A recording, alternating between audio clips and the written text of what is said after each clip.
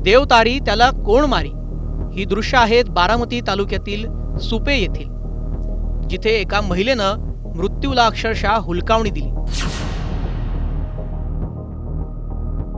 वरवंड येथील सुनंदा अरुण गायकवाड या सुपे चौकात रस्ता ओलांडण्यासाठी उभ्या असल्याचं या सीसीटीव्हीत दिसतंय। गाड्या ये जा करतायत।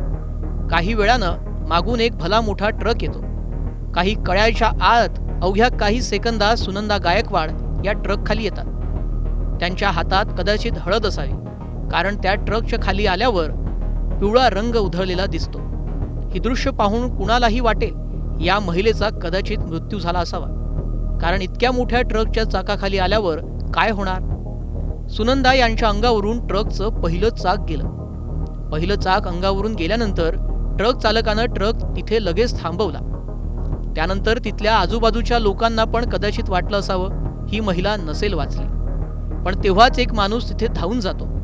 दोन चाकांच्या मध्ये अडकलेल्या सुनंदा गायकवाड यांना ओढून बाहेर काढतो आणि या दृश्यांमध्ये स्पष्ट दिसतंय सुनंदा गायकवाड आपल्या पायावर उभ्या होत बाहेर पडतायत आणि त्यांना लोकांनी आधार देत रस्त्याच्या बाजूला बसवलं। स्थानिक नागरिकांनी तातडीनं त्यांना उपचारासाठी रुग्णालयात दाखल केलंय। सुदैवानं त्यांचा जीव वाचला, म्हणून म्हणावं लागेल देवतारी त्याला कोण मारी।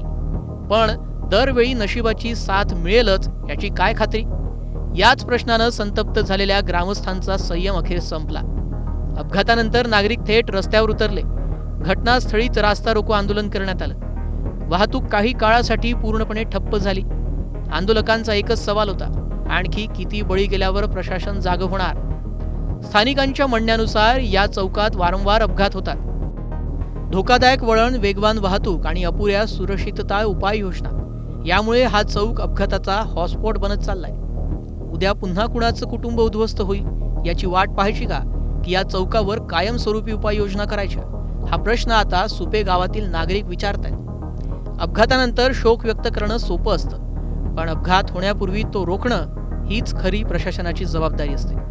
या घटनेबाबत तुमच्या प्रतिक्रिया कमेंटमध्ये नक्की सांगा आणि असेच माहितीपूर्ण व्हिडिओ पाहण्यासाठी न्यूज 18 मराठीला सबस्क्राईब करा।